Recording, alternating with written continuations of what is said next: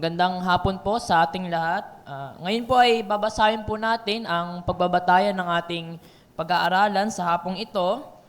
Ito po ay nasa Acts chapter 17, verse 16 hanggang 34 po.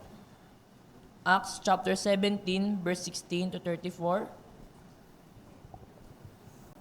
Sabayan niyo po ako sa aking pagbasa. Samantalang, sila'y hinihintay ni Pablo sa Atenas, siya ay labis na nanlumo nang makita niya na ang lungsod ay puno ng mga Diyos-Diyosan.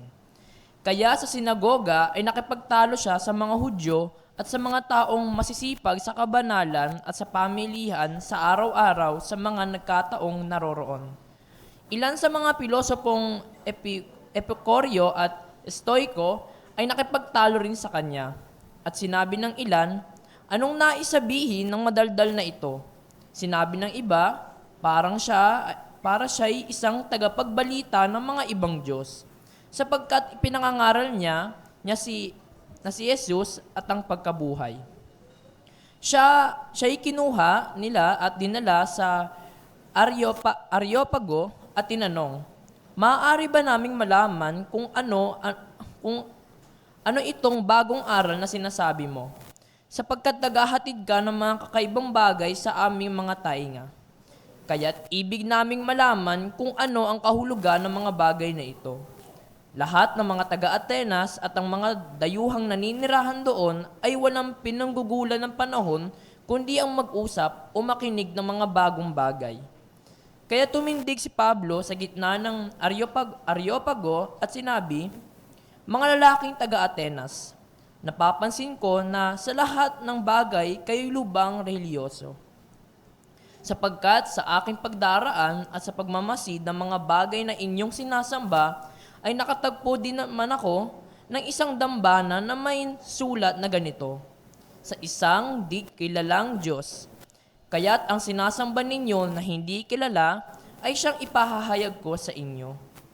Ang Diyos na gumawa ng sanlibutan at ng lahat ng mga bagay na naririto, siya na Panginoon ng langit at ng lupa ay hindi tumitira sa mga templong ginawa ng tao. Ni hindi rin naman siya pinaglilingkuran ng mga kamay ng tao na para bang mayroon siyang kailangan. Yamang siya ang nagbibigay sa lahat ng tao ng buhay at ng hininga at ng lahat ng bagay na ito. Nilikha niya mula sa isa ang bawat bansa ng mga tao upang manirahan sa ibabaw ng lupa. Itinakda niya ang mga panahon at ang mga hanggana ng kanilang titirhan upang kanilang hanapin ang Diyos, baka sakaling siya'y mahagilap nila at siya'y matagpuan, bagaman hindi siya malayo sa bawat isa sa atin. Sapagkat sa Kanya tayo'y nabubuhay at kumikilos, at nasa Kanya ang ating pagkatao. Tulad ng sinabi ng ilan sa inyong mga makaata, sapagkat tayo rin ay Kanyang supling. Yamang tayo supling ng Diyos, hindi marapat na ating isipin na ang pagka-Diyos ay katulad ng ginto o ng pilak o ng bato na inanyuan ng husay at kaisipan ng tao.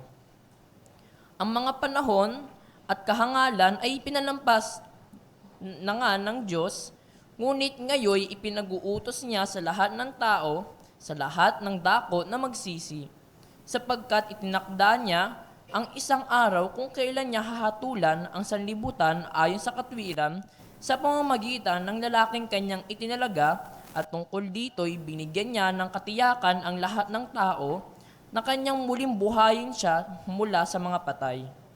Nang kanilang marinig ang mga tungkol sa pagkabuhay ng mga patay, ay nangutya ang ilan. Ngunit sinabi ng iba, pakinggan ka naming muli tungkol dito. Sa gayoy, umalis si Pablo sa gitna nila. Last verse. Subalit, sumama sa kanya ang ilang mga tao na nananampalataya. Isa sa kanila, si Dionisio na taga-Areopago. At ang isang babae na ang pangalan ay Damaris at iba pang mga kasama nila. Ito po ang salita ng Panginoon na tawagin po natin si Pastor George.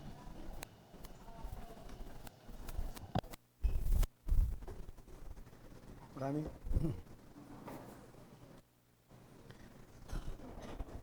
Hello? Meron ba? O yan. Maraming salamat, Rain, sa pagbasa mo ng salita ng Panginoon. Pamamagatan po natin ang ating pag-aaral sa hapong ito, Confronting False Beliefs and Religion. Ano po ba ang dapat na maging ugali natin sa gitna ng isang society na mayroong iba't ibang klase ng paniniwala? No? Ano ang dapat na maging reaksyon o tugon natin sa tinatawag na plurality of heresies that are propagating our community? Now, natatandaan ko, maraming taon nang nakakaraan, yung teacher ko sa high school na doon, yung teacher kong yun ay uma-attend doon sa church na ina-attendan namin. So, matagal na yon, no? At sinabi niya na uma-attend muna siya ng misa sa umaga, pag Sunday. Pagkatapos ng misa, kasi sa Catholic, di ba, maaga yung misa eh. So, and then after that, pupunta siya doon sa church na dinadaluhan namin. Member kami noon, yung family ko, isang evangelical church, at doon atin siya ng Sunday school at ang morning service. Pagkatapos sa hapon, no, ay dadalo siya sa pag-aaral ng mga Seventh-day Adventists.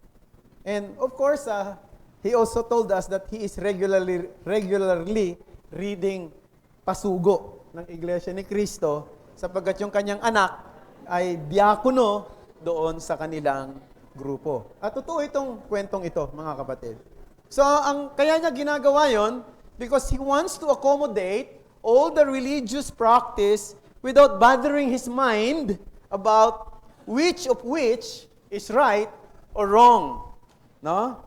Now, isa pang pangyayari, many years ago, I also had a Bible study in a plastic factory owned ng Chinese dito sa San Pedro. Hindi ko alam kung nandyan pa ngayon yan, pero may Bible study ako doon. At yung may-ari ng factory yan, sinabi niya sa akin na uma-attend daw siya sa gawain ng mga Buddhist. No? So, yung Buddhist temple, nagpupunta siya ron, nag-a-attend din siya sa Catholic, nag-a-attend din siya sa Protestant. At gusto niya rin may Bible study doon sa kanyang company. So, within a week, ginagawa niya daw yon just to ensure that he would not be neglected by God. So, now, binanggit ko yung mga bagay na yan because these are representation of the common concept of the so-called toleration and accommodation. That since we only have one God, wag na nating i-bother yung sarili natin, pag-usapan yung ating mga differences, no? Wag pag-usapan kung saan tayo nagkakaiba-iba, no? So let's embrace one another. Di ba, diyan nanggaling yung salitang doctrine divides, love unites. No? So let's love one another. So this idea will sometimes go to the extent ng tolerating. At hindi lang minsan tinotolerate ang maling katuruan, ang maling paniniwala, maling practices, kundi maging ang kasalanan. Maging sa loob ng isang community. So, parang walang pinagkaiba yan na halimbawa doon sa street ninyo, lahat ng mga tao doon nagnanakaw ng kuryente. O be it, no? Ginagawa nila yun eh. No? O kung lahat ng empleyado doon sa company niyo nagnanakaw ng mga office supplies, so be it. No? But the worst case is when we see this kind of wrong accommodation within the church. Ang ibig sabihin, ito ay nagiging practice sa loob ng iglesia kung saan ang preacher is trying to accommodate the likes of the listeners, that he will only preach a topic that will tickle the ears. Yung bang nakakakiliti sa tenga o magbuboost ng kanilang interest, he will avoid preaching about sin, judgment, hell, selfishness, bitterness, unforgivingness, etc. Now, si Pablo, na apostol ng Panginoon, ay humarap din sa ganitong sitwasyon nung siya ay nakarating sa siyudad ng Atenas. At palagay ko meron tayong matututunang prinsipyo mula sa kanya kung paano mag-react ang isang Kristiyano sa gitna ng isang lipunang may iba't ibang paniniwala, may iba't ibang gawi may iba't ibang prinsipyo at filosofiya at may iba't ibang pinaninindigang pananampalataya na hindi naman nakabatay sa kanyang salita. At binasa sa atin kanina ni Rain, yung pong ating pagbabatayan ng ating pangangaral ngayon. Now, si Pablo ay nasa Atenas ng oras na yon. Sabi, kaya siya nasa Athens, ay hinihintay niya yung pagdating ni Timothy at ni Silas na magjo-join sa kanya sa kanyang panibagong missionary journey. So, alam ni Pablo kung ano ang meron doon sa Athens. At maraming mga tao, noong panahong yun, alam din nila. Kilala nila kung ano ang meron sa city of Athens. Alam nila kung anong meron doon. Kilala yung Athens sa tinatawag na democracy, freedom of speech. Kilala ito sa tinatawag na arts, architecture, philosophical tradition, mula pa kay Aristotle, kay Plato, kay Socrates.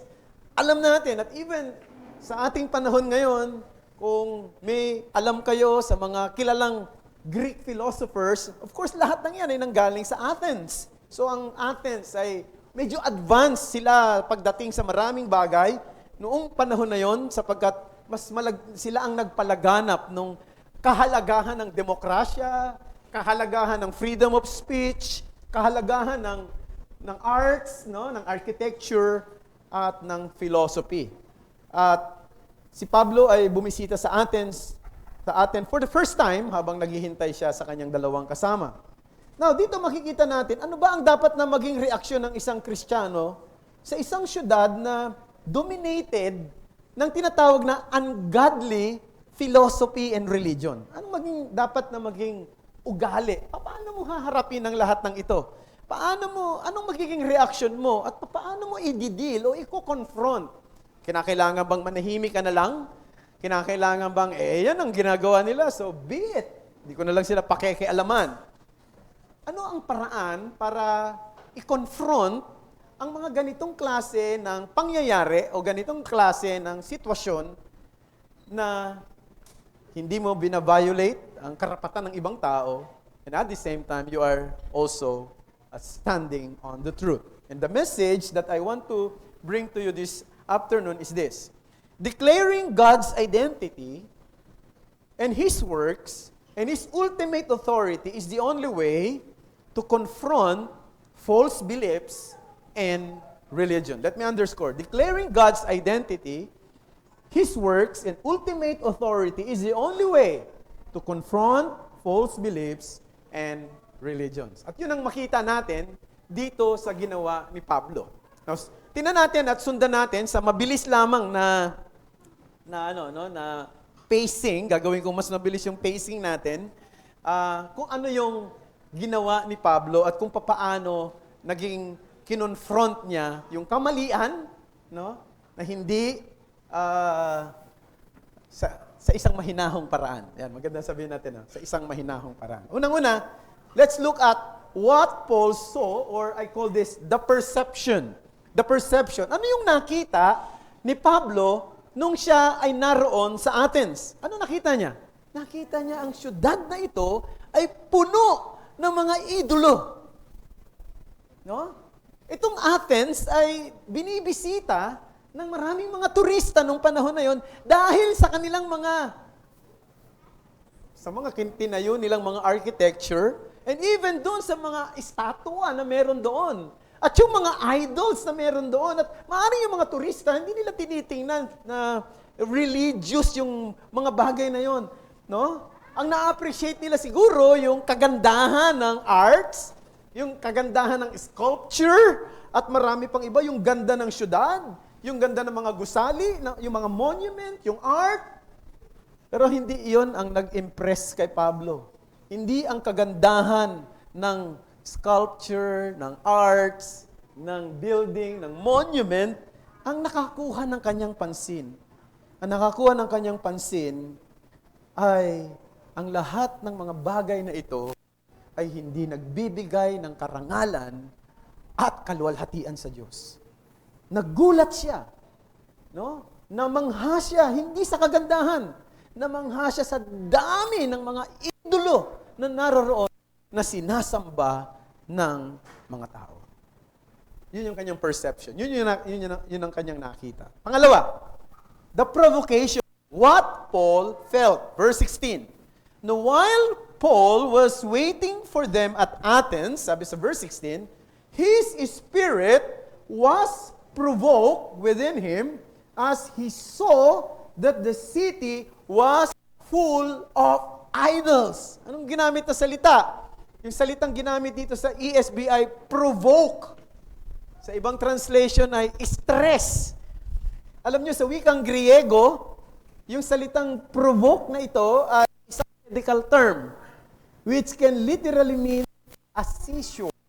Alam nyo yung seizure, ano? Yung nanginginig, no? Yung parang may epilepsy, di ba? Yung nanginginig at parang sinusumpong ng alam niyo na kung ano yun, ano? Yung seizure. So, ito'y isang klase ng emosyon na nag-arouse doon sa kanyang kalooban. At yung salitang yan, dito sa passage na ito, ay nag-express ng paninibugho or jealousy. At itong salitang ginamit na ito, ang siya rin ginamit na salita, kung matatandaan natin, noong makita ng Diyos ang mga Israelita, matapos na si Moses ay magtagal sa bundok ng Sinai, at nang siya'y bumaba, sa tagal ng kanyang pag-i-stay doon sa Mount Sinai, nagtayo ang mga Israelita ng tinatawag na golden calf, isang gintong guya. At nang makita ito ng Diyos, sabi, it provoked God in indignation and jealousy. Nagkaroon siya ng matinding paninibugho, isang klase ng paninibugho na merong galit sa kamalian at kasalanan na ginawa mismo ng kanyang bayan. No, certainly God is a jealous God. Nakita niya ang mga idolo na ito na mga karibal ng karangalan at kaluwalhatian na dapat ay para sa kanya. Ang Athens, nung dating si Pablo, sabi, full of idols. Ang daming mga idolo. At ayon sa mga otoridad, kung ang isang tao ay naghahanap daw ng Diyos o God or gods noong ancient times, he will not run out of them in that city. No? It has innumerable images, temples, shrine, and statues of gods. The gods and goddess like Diana. Diba? Merong mga Diyos at Diyosa na si Diana, meron pang si Neptune, meron pang si Jupiter, no? Kaya yung mga planeta natin, 'di ba? May mga ano 'yan katumbas na mga pagan gods, no? At marami pang iba. Sabi ng isang commentary na nabasa ko, sabi si John Stott yata 'yon, sabi niya, so it is an acne of pluralism. An acne, parang alam niyo acne, 'di ba? Yung tagyawat, no? Na apakadami, no? Parang ganon, sa kanyang mukha. So pagdating mo ron, ito makikita mo, ang dami talaga. Siguro sa mga ordinaryong tao, na katulad ng iba, na hindi katulad ni Pablo, wow, ganda naman. Ang ganda ng sculpture, ang ganda ng statua, ang ganda. Pero kay Pablo, naggulat siya doon sa nakita niya. And Paul was horrified with what he saw. Because the honor and worship that is due to God alone was shared to these idols. So, dito makikita natin, yung pluralism is a toleration of many religions. So, yun ang nakita ni Pablo. At isa pang kapansin-pansin, di ba, doon sa binasa natin, sa dami ng kanilang mga idolo, sa dami ng mga ribulto, meron doong isa pang ribulto na ang pangalan niya ay to the unknown God. Sa hindi nakikilalang Diyos. No, bakit merong ganon? Sapagkat ang concept ng mga Greeks, no, mga pagan Greeks, dapat may representation ang bawat Diyos. Merong Diyos ng hangin, ito ang representation mo. Ito yung Diyos ng ng araw, ito yung Diyos ng tanim, ito yung Diyos ng ulan, ito ang Diyos merong mga jurisdiction yung mga Diyos na yan, ito yung Diyos ng Athens, maaring doon sa kabilang lugar, meron din silang Diyos, meron din sila doon na representation. Ngayon, karoon ng to the unknown God, kasi naiisip nila, baka meron pang Diyos na hindi nabibigyan ng representation. Kung sino man siya, ito siya. Para sa iyo to the unknown God. So natakot sila na baka merong salot na dumating sa kanila kasi merong isang Diyos na hindi nire-represent ng mga idols na meron sila doon. So, yun ang kanyang nakita at yun ang kanyang naramdaman. So, the perception, the provocation. Let's go to the third heading. Mabilis ata ako matatapos ngayon. The persuasion. What Paul did. Now, from verse 17 and following, anong ginawa ni Paul?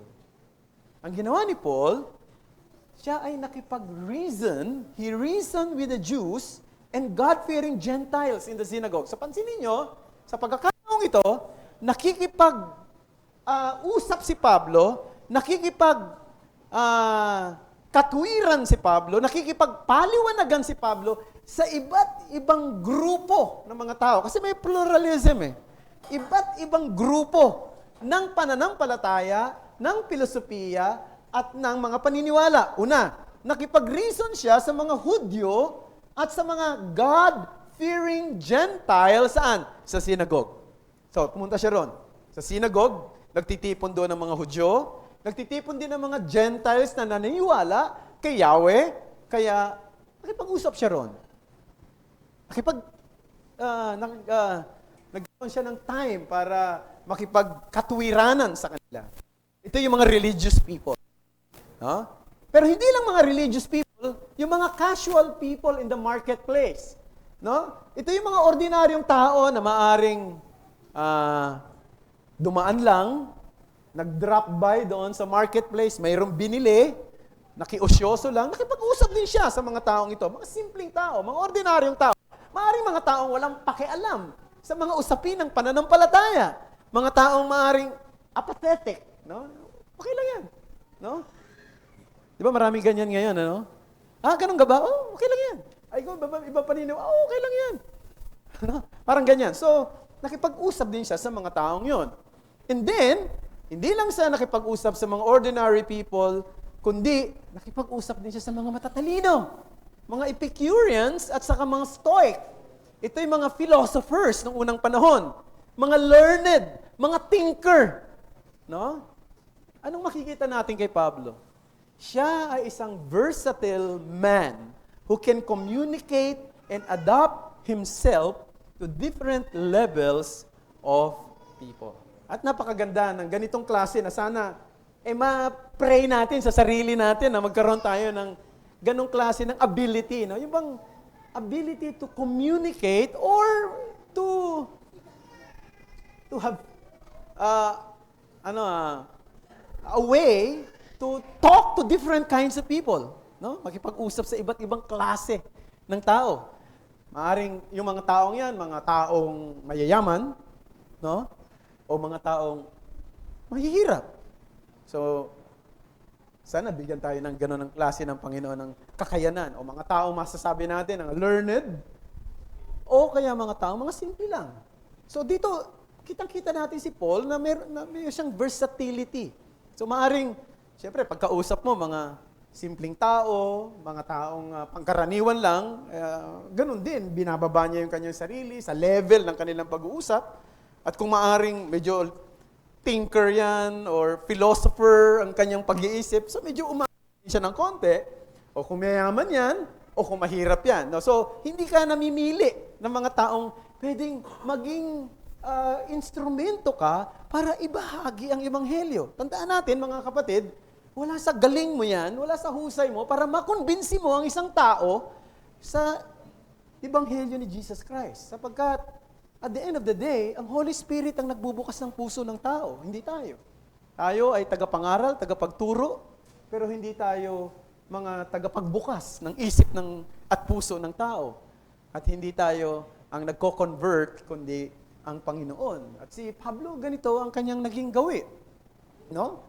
At may mga, sa ating panahon ngayon, may mga ibang tao na parang feeling nila, para lang sila sa ganitong klase ng mga tao na pwede nilang kausapin. So I can still remember, I have a friend, and still a friend right now, na isang parang CPA, sa Certified Public Accountant. At isa naging client niya, matagal na ito, mga kapatid, siguro some 15 years ago, client niya, ay isang pastor sa isang church sa Manila. Hindi ko nababanggitin ang pangalan ng church nila. At yung church nilang yon, ang pastor doon, ay medyo kilala rin yung pastor na yon. At ang totoo, ay ka-schoolmate ko siya. Mas matanda siya sa akin. Hindi niya ako kilala kasi nung araw pa siya nag-graduate dun sa school na pinanggalingan ko. At kinikwento sa akin nung kakilala ko, sabi niya, tawag niya, yung pastor daw yun, lagi niya sinasabi, I am a pastor for the rich. I am called by the Lord to minister to the rich. So, ang punto doon, pag tinasabi, so pastor, hindi kayo pwedeng mangaral sa squatter. No, I'm called for a particular group of people and for the rich. Yan. So, parang medyo iba. Tinanong ko nga siya, sabi ko, malaki siguro ang sweldo kasi siyempre, siyang nag-audit nung church nilang yon. At saka yung sweldo, sabi ko, imagine 15 years ago. Alam mo, sabi niya sa akin, kung magkano ang sweldo ng pastor? 180,000 pesos. Wow, 15 years ago.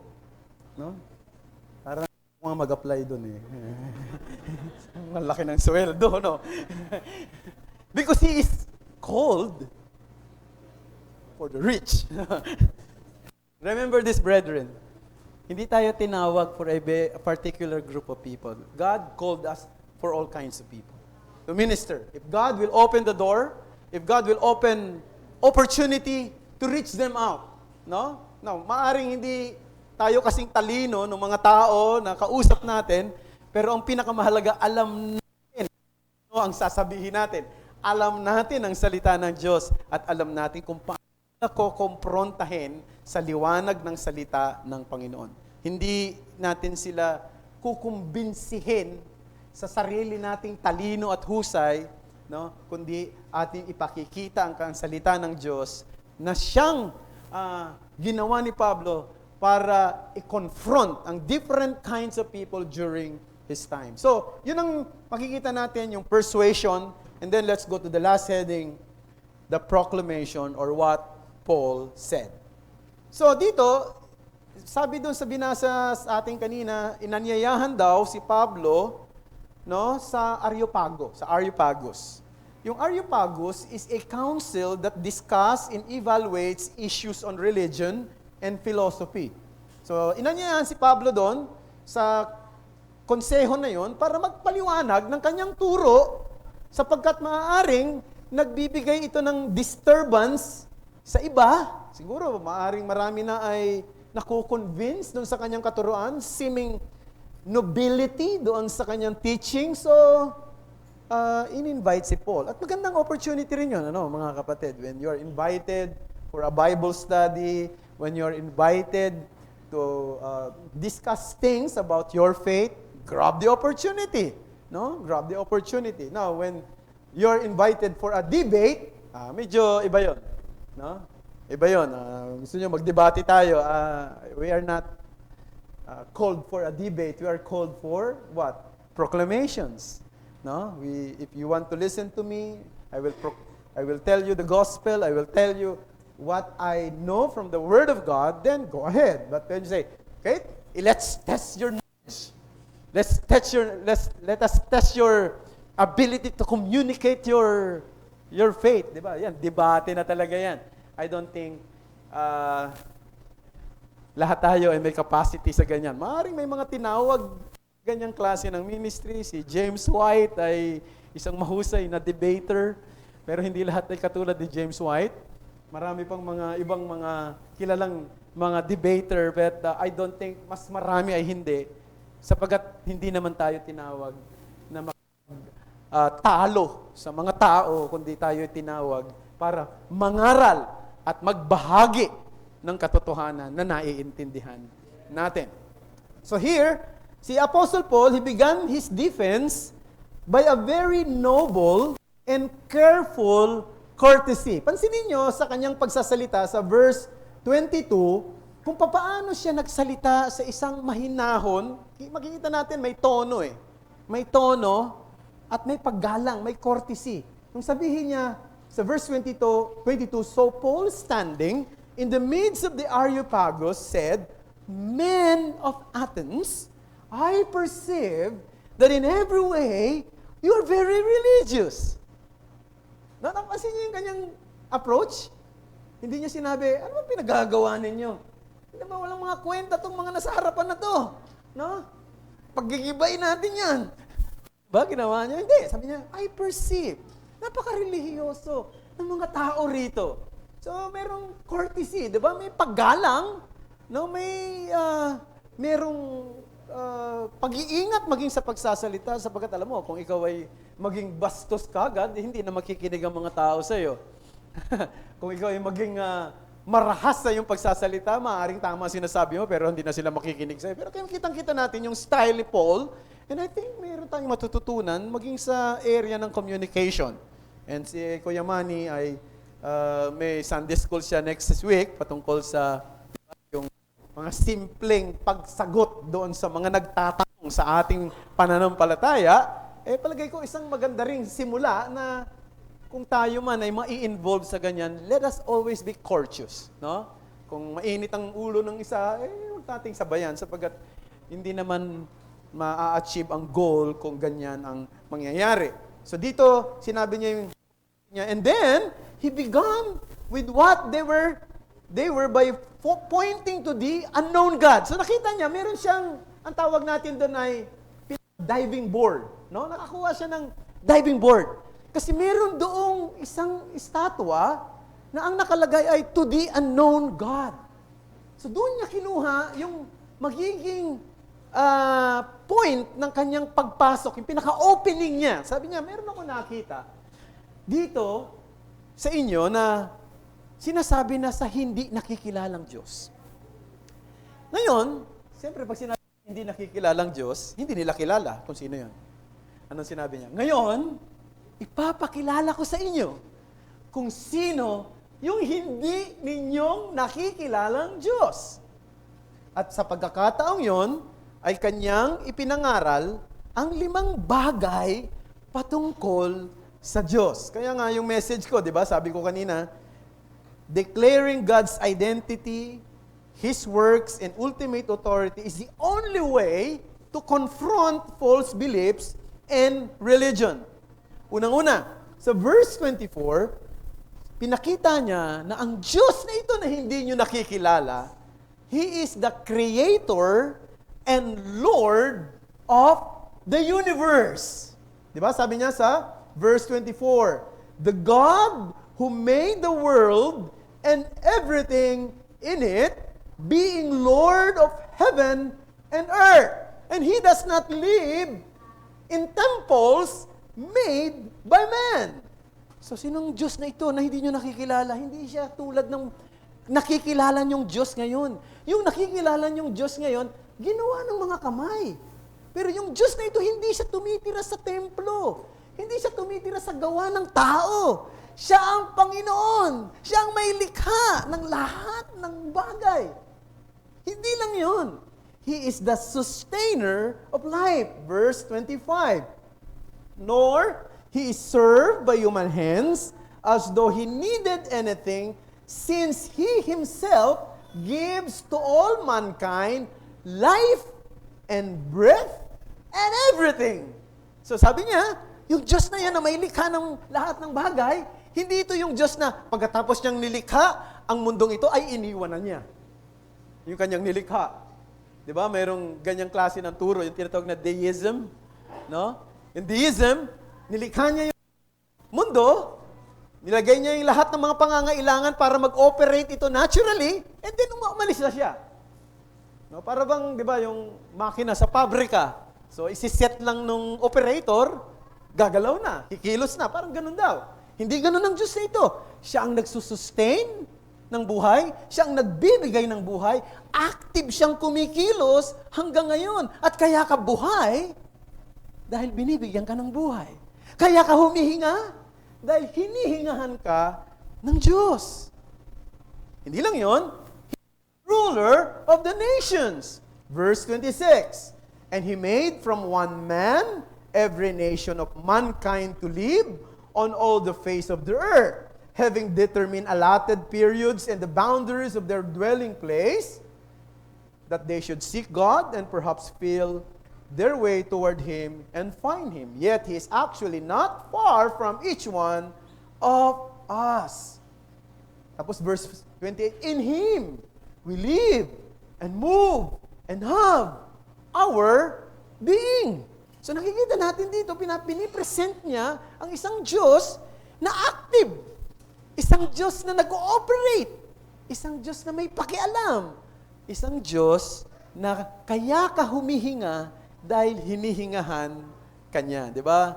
Yung actually I got this illustration from Pastor Noel Espinosa, no? Yung ginamit ditong, 'di ba, yung siya daw ang in him we hope, in him we live and move and have our being. Ang sinasabi niya, tayo daw parang yung ano bang tawag diyan, CPR, no? Yung resuscitations, 'di ba? Humihinga ang isang, 'di ba, pag mayroong nag-collapse, o maaaring nalunod o nag-collapse, ginagamitan ng CPR. So hinihingahan nung tao yung isang tao. Hindi siya nakakahinga sa kanyang sarili, pero maaaring humihinga siya dahil hinihingahan mo siya. Naintindihan niyo 'yon? Kaya daw tayo humihinga dahil hinihingahan tayo ng Diyos. Kapag inalis ng Diyos ang paghinga niya sa atin, rin tayo sa mundong ito. Naintindihan natin? Nakakabit yung buhay natin sa Diyos. And not only that, He is the Father of human beings. Di ba sabi dito? Verse 20, bahagi. For we are indeed His offspring. Verse 29, being then God's offspring, we ought not to think that the divine being is like gold or silver or stone, an image formed by the art and imaginations of man. So what he's saying? He's saying, we are indeed God's offspring. Now, let me explain that. Yung sinabi rito na tayo daw lahat ay offspring ng Diyos. Although in redemption terms, no, sa termino ng pagtubos, ang Diyos ay Ama lamang ng mga taong tinubos ni Kristo. Ang Diyos ay Ama lamang ng mga taong naligtas sa pamamagitan ng ginawa ni Kristo. Ang Diyos ay Ama lamang ng mga taong karoon ng pagsuko ng kanilang buhay kay Kristo. Sila yung mga taong inampon sa pamilya ng Diyos at sila yung mga taong pinawalang sala, binigyan ng binhi ng kabanalan, at sinasanay sa daan ng kabanalan hanggang sa sila'y makarating sa kaluwalhatian. But in creation terms, hindi lahat ng tao ay anak ng Diyos. So in redemption terms, lahat ng mga taong niligtas ay ama niya ang Diyos. But in creation terms, hindi lahat ng tao ama nila ang Diyos.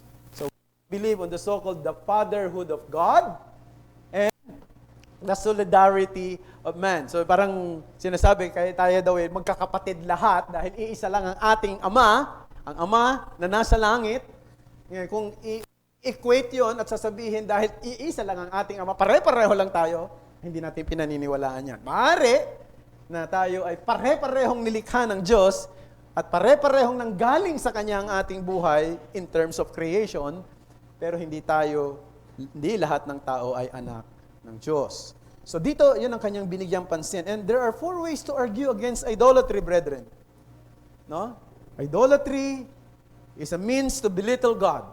Diba?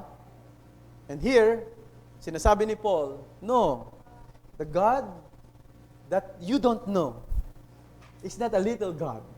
He is the creator of the universe. He is the sustainer of life. He He's the ruler of nations. He's the father of human beings.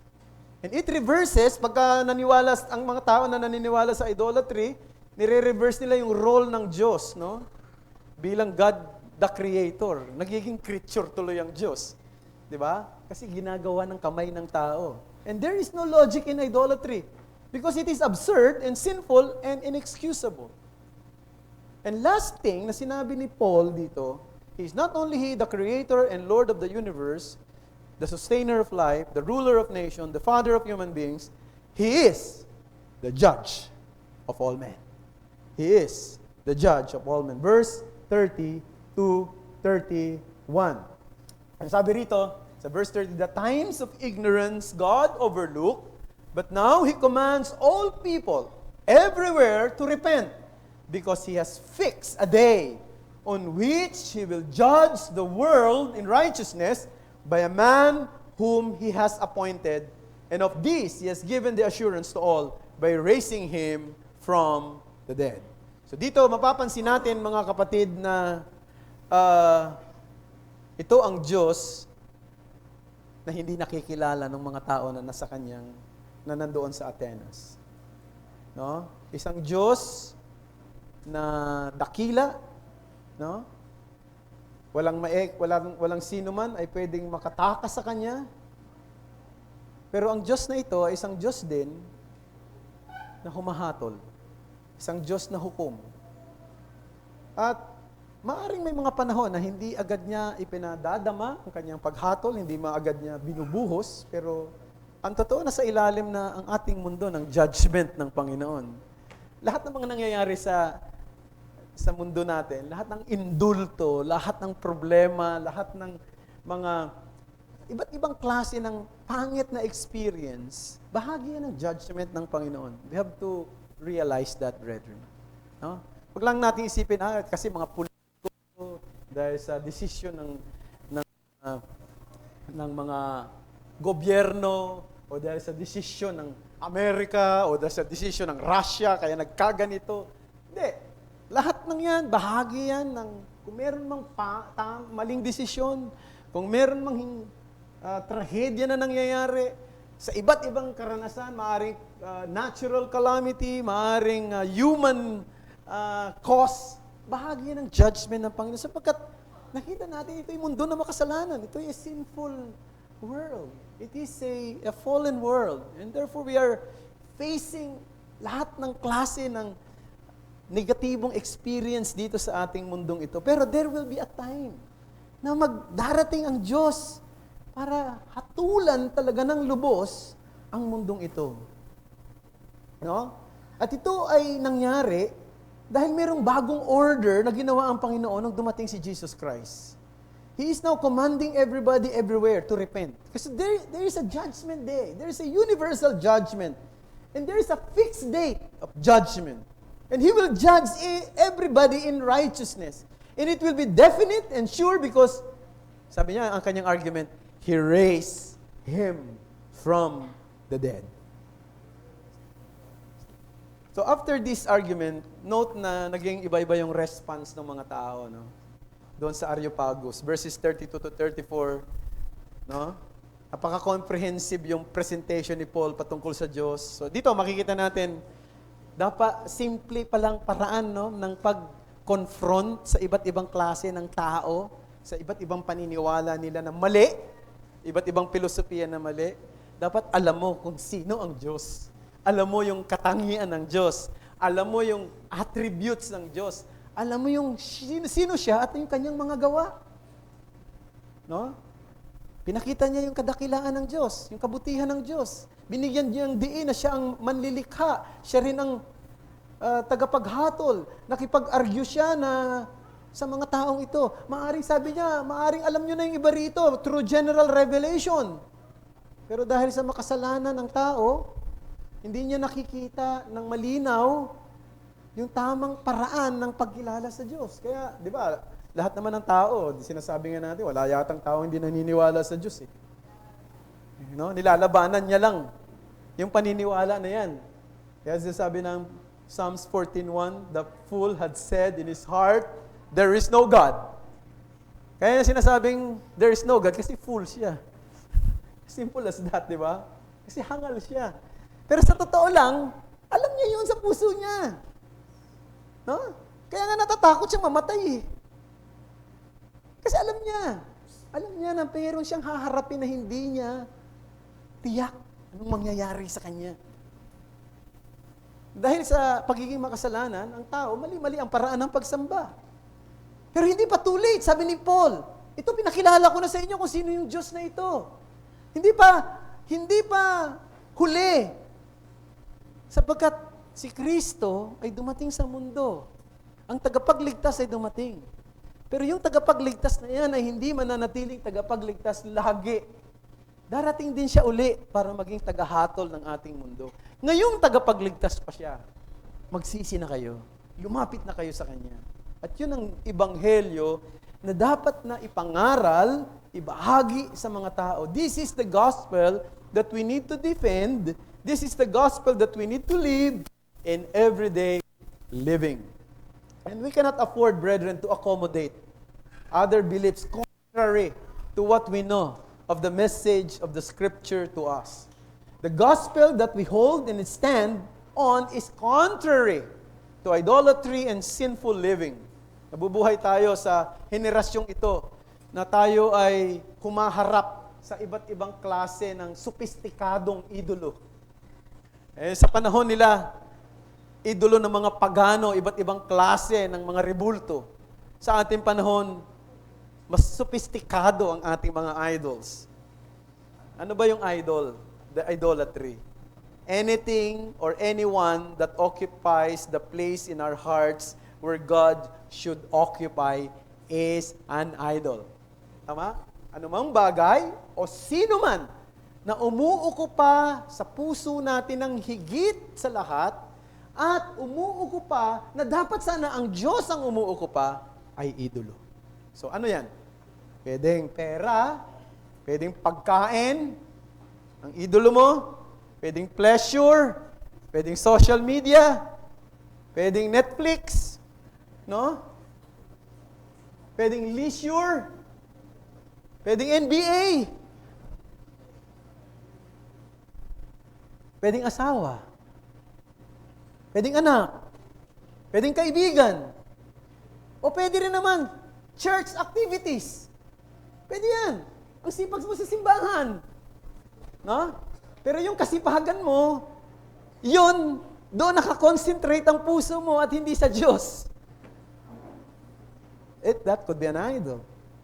The truth about God, if we understand thoroughly, will motivate us to worship Him and to holy living, to holy affection toward God, toward the brethren. And this gospel will make our hearts sad to see the erroneous practices in our society. This gospel will make us anxious upon the status of our unbelieving loved ones and friends. Iisip niyo ba yun? Hindi pa mananampalataya yung nanay ko, yung tatay ko. Hindi pa mananampalataya yung kapatid ko. Anxious ba kayo? Anxious ba kayo? Mapera naman sila eh. Maganda naman ang buhay nila eh. Masaya naman sila. Naku, kung hindi sila mananampalataya, nasa daan sila ng kapahamakan. Nanganganib sila sa darating na paghatol. Anxious ba tayo ron? So this message about God should constrain us to examine our hearts regularly, knowing na ang Diyos ang siyang nagsusustain ng buhay at siya rin ang may kapangyarihang magpatigil ng buhay at may kapangyarihang humatol sa atin anytime.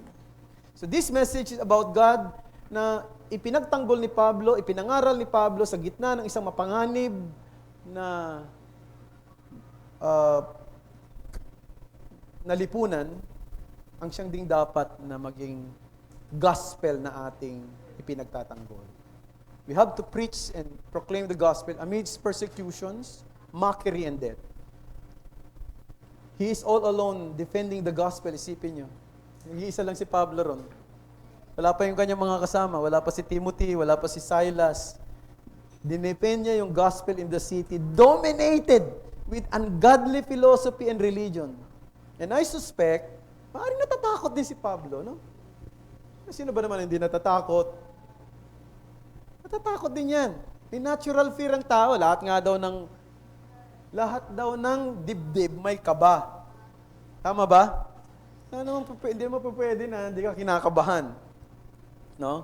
Nga kanina si Mikey, doon sa discussion namin magdi-discuss lang siya about love. Kinakabahan siya. Sabi niya, kinakabahan ako. No. Ang topic naman, love. No. Kakaba rin kasi, di ba? Lalo pa nga kung nag-iisa ka at haharap ka sa mga taong hindi mananampalataya na nagtuturo ng kamalian, palagay ko nandun din yung takot ni Paul. But it was overtaken by his love to God and passion for the truth. So, it's something that we can learn from him. Di ba? So, I ask each of us here this afternoon, before we leave, mahal ba natin ang Diyos? May care ba tayo sa gospel? Kung ang response natin affirmative, I believe, may mga pagsubok, may mga afflictions, may mga trials, may hardships, maaaring may kahirapan, no? Pero hindi siya dapat makaapekto sa ating conviction, sa ating determination to follow Christ unto the end. And I hope and pray that we should imitate great Apostle Paul as he is also imitating the Lord Jesus Christ. Diba? Si Jesus Christ, sabi, si Christ, kanyang iniwan ang lahat ng kanyang karangalan sa langit. At siya nagpakababa. At si Pablo, ini-imitate niya si Jesus Christ. At si Paul, napansin niyo na inubos niya ang kanyang lakas para sa paglilingkod. Inubos niya ang kanyang lakas, alang-alang sa katotohanan, sapagkat ang dala-dala niya ay eternal issues. No, hindi ito temporal issues, eternal issues. This is what we have in our hands. Eternal issues. No? So we have to defend the truth because what we are defending is eternal issues. Pinakamahalagang issue sa buhay ng tao. Kung ako'y may kinakausap dito na wala pa sa Panginoong Hesus, bakit wala ka pa sa Panginoon? Ilang beses mo nang narinig ang kanyang ebanghelyo? Ba't hindi ka pa nananampalataya? Ba't hindi ka pa lumalapit sa Kanya at nagpapakababa? Huwag mong sayangin ang bawat oras. Sapagkat ang bawat oras, araw, at buwan, at taon na dumarating ay naglalapit sa iyo sa pagharap, sa paghatol ng Diyos. Kaya, pag-isipan mo na yan. Kailangan mo ng tagapagligtas, lumapit ka sa Kanya. Ngayon na, sa daan ng pananampalataya at pagsisisi. Nalangin. Salamat sa iyo, Panginoong Diyos, sa mga salita mo na napagbulayan namin sa hapong ito. Sulat mo ang lahat ng ito sa puso namin. Bigyan mo kami ng lakas ng loob at ng talino, ng katulad ni Pablo na passion na i-confront ang false beliefs in a very nice, gentle, and yet firm way. Katulad ng ginawa niya nung siya ay humarap sa mga taga-Atenas, sa Areopago, nung siya ay nandoon sa Athens. So, salamat po, Panginoon, sa mga aral na ito na aming pong napakinggan ngayon. Sana po ay mula pa kaninang umaga, kami po ay inyong tinuruan ng iyong mga salita at kami ay natuto.